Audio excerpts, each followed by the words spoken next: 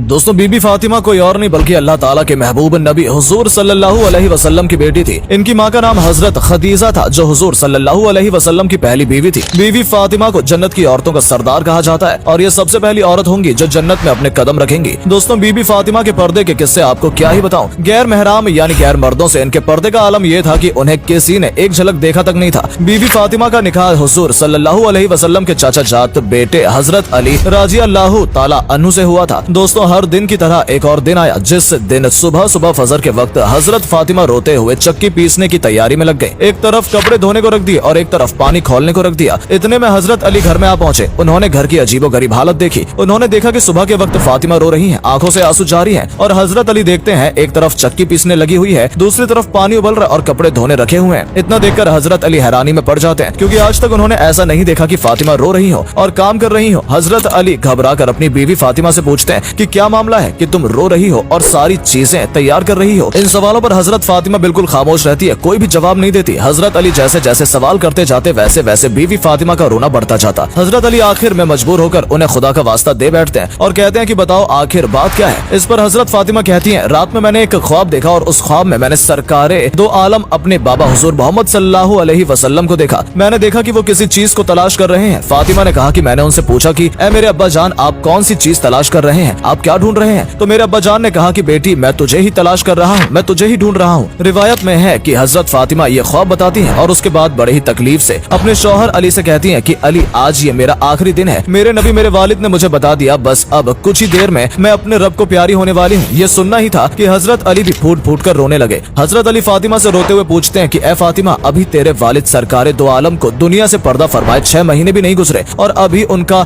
गम ही सीने पर भारी है। तू ही बता कि तेरे जाने का बोझ मैं कैसे उठाऊंगा, मैं कैसे बर्दाश्त कर पाऊंगा तेरा गम। हजरत फातिमा ने कहा कि ए अली जैसे तुमने वालिद हजरत मोहम्मद सल्लल्लाहु अलैहि वसल्लम की वफात पे सब्र कर लिया था बस वैसे ही मेरे भी रुखसत होने पर खुद पे काबू कर लेना, वैसे ही सब्र कर लेना। दोस्तों इसके बाद धीरे धीरे हजरत फातिमा की तबीयत और बिगड़ने लगी, उन्हें बुखार चढ़ने लगा। वो चक्की पीस रही थी तो हजरत अली ने उनका हाथ पकड़ लिया और कहा कि बस करो आज तुम्हारा आखिरी दिन है, तुम हम सबको छोड़कर दुनिया से पर्दा करने वाली हो। ये चक्की पीसने, ये कपड़ा धोने, ये पानी गर्म करना, ये सब तकलीफ क्यों उठा रही हो। इस पे फातिमा रोने लगती है और कहती है कि मुझे तुम्हारा भी हक अदा करना है और मुझे मेरे बेटे हसन और हुसैन का भी हक अदा करना है। मैं दुनिया से चली जाऊंगी तो मैं चाहती हूँ कि मैं अपने आखिरी काम करते जाऊँ, मैं चक्की पीस कर जाऊँ, कपड़े धुल कर जाऊँ, अपने बच्चों को नहला कर जाऊँ ताकि मेरे इंतकाल के बाद तुम्हें किसी के सामने हाथ न फैलाने पड़े। रियावत में है कि हजरत अली फातिमा को खड़ा करते हैं और दोनों रो रहे होते हैं। इतने में दोनों बच्चे हसन और हुसैन आ जाते हैं। मेरे दोस्तों जरा सोचो उस माँ बाप पर क्या गुजर रही होगी जैसे इस बात का पहले से पता है कि ये उसके सामने उसके बच्चे की आखिरी झलक है। अब आज के बाद वो अपने बच्चों को दोबारा न देख सकेगी। हजरत फातिमा अपने दोनों बच्चों को सीने से लगा लेती है। हजरत अली को रोता देख, हजरत फातिमा को रोता देख उन दोनों बच्चों को रहा नहीं गया और वो भी रोने लगे। रोते हुए दोनों बच्चों ने अपनी माँ से पूछा कि आप क्यों रो रही हैं। अपने अब्बा को रोता देख उनसे भी पूछा कि आप क्यों रो रहे हैं। अली ने कोई जवाब नहीं दिया, फातिमा ने भी कोई जवाब नहीं दिया। बस फातिमा ने अपने दोनों बच्चों को इशारा किया कि तुम दोनों मेरे वालिद अपने नाना हुजूर मोहम्मद सल्लल्लाहु अलैहि वसल्लम के कब्र पर ले जाओ। ये सुनते ही फौरन दोनों बच्चों ने माँ की बातों का मान रखा और कब्र पे चले गए। दोस्तों जैसे वो मासूम और हकीकत से अनजान बच्चे अपनी माँ को छोड़कर कब्र पे पहुंचे, जैसे ही कब्र पे जाकर खड़े हुए कब्र के अंदर से मेरे नबी की आवाज उनके कानों में पड़ गई। नबी ने कहा कि ऐ मेरे नवासों तुम अपनी माँ के पास चले जाओ, मेरे पास तो तुम बाद में भी आ सकते हो लेकिन आज आखिरी दिन है, इसके बाद तुम्हें अपनी माँ का चेहरा नजर नहीं आएगा। ये सुनना ही था कि दोनों मासूम बच्चे रोते हुए दौड़ते दौड़ते घर पर आ पहुंचे और देखा कि माँ भी रो रही है, बाप भी रो रहा है तो सीधे आकर माँ को गले लगा लेते हैं। धीरे धीरे वक्त गुजरकर शाम को आ पहुंचा। हजरत फातिमा का बुखार और बढ़ जाता और अब उन्हें एहसास होने लगा था कि अब उनका वक्त बिल्कुल करीब है। हजरत फातिमा का बुखार अपने जोर पर था, बिस्तर पर लेटी हुई थी। तब वो अपने शौहर हजरत अली राजी अल्लाह ताला अन्हु को करीब में बैठाती हैं और कहती हैं कि मैं 3 बातें तुम्हारे सामने रखती हूँ। पहली बात वो हजरत अली से कहती हैं कि मुझे मालूम नहीं कि तुम्हारे निकाह में आने के बाद मेरी वजह से तुम्हें कितनी तकलीफें हुई हैं, तुम्हें कितनी ही मुश्किलों का सामना करना पड़ा होगा। वो अपने शौहर से दरख्वास्त करती हैं कि अल्लाह के वास्ते मुझे मेरी वफात से पहले माफ कर दे ताकि कयामत के वक्त मुझे मेरे नबी के सामने रुस्वा न होना पड़े, मुझे मेरे वालिद के सामने जलील न होना पड़े। इस पर अली की चीखें निकली और रोते हुए फातिमा के सर पे हाथ फेरा कि तू गम मत कर, तू नबी की बेटी है और माफी तो मुझे मांगनी चाहिए कि मैं तेरा हक अदा नहीं कर सका। अली एक लंबी सांस लेते हैं और फिर कहते हैं कि मुझे मालूम है कि जब से तुम मेरे निकाह में आई हो तुम्हें 2 वक्त की रोटी भी नसीब नहीं हुई है। इतने में हजरत फातिमा अपनी दूसरी बात बोल पड़ती है कि ऐ मेरे शौहर मेरे बाद तुम्हें जिस भी औरत से निकाह करना हो कर लेना। उसके बाद अपने प्यारे बच्चों की तरफ निगाह करके कहती है कि अली चाहे जिससे निकाह करना लेकिन एक रात मेरे बच्चों के साथ भी गुजारना क्योंकि ये अभी बहुत छोटे और मासूम हैं, ये अपना अच्छा बुरा वक्त नहीं समझ सकते। जब ये बालिग हो जाए तो उन्हें अल्लाह के हवाले कर देना। अब तीसरी बात दोस्तों बीबी फातिमा की ये थी कि हजरत फातिमा फरमाती हैं, ऐ मेरे शौहर अली, जब मेरा इंतकाल हो जाए तो किसी को न बुलाना। इस बात पे हजरत अली हैरान होकर पूछने लगते हैं कि फातिमा आखिर ऐसा क्यों, मैं नबी की बेटी के जनाजे में आखिर क्यों किसी को न बुलाऊं। तब हजरत फातिमा रोने लगती हैं और कहती हैं कि मेरे नबी ने मुझसे कहा था कि बेटी पर्दे में रहना, मैंने अपने वालिद की बात को पूरा कर लिया, पूरी जिंदगी में किसी मर्द ने मेरे बदन को नहीं देखा, और अली मैं चाहती हूँ कि मेरे मरने के बाद कोई मेरे बदन को ना देखे। इसके बाद जहरा फातिमा ने बस कुछ आखिरी अल्फाज अपनी जबान से बयान किए। उन्होंने कहा कि ऐ अली, आज मैंने रोजा रखा है। तो हजरत अली ने जब वजह पूछी तो फातिमा ने फरमाया कि मेरे वालिद और अल्लाह के नबी ने ख्वाब में मुझसे कहा था कि बेटी सहरी अली के दस्तरखान पे कर लेना, और इंशाअल्लाह इफ्तार यहाँ मेरे दस्तरखान पर होगा। बस ये जुमला कहते ही कलमा पढ़ते हुए हजरत जहरा फातिमा जन्नत की औरतों की सरदार दुनिया से पर्दा कर लेती है। जैसे कि फातिमा ने कहा था कि रात में मेरा जनाजा उठेगा ताकि किसी को पता न चले, तो हजरत अली अपने बेटों के साथ और हजरत अबूजर दिफारी रजी अल्लाह ताला अन्हु के कंधा दिया। ये हजरत अबूजर वो था जिसे अल्लाह ने खासकर कंधा देने के लिए भेजा था। दोस्तों, हजरत फातिमा के आखिरी पल हम सबके लिए सबक था। दोस्तों, जब फातिमा को कब्र के अंदर उतारा जाने लगा तो हजरत अबूजार से हसन, हुसैन और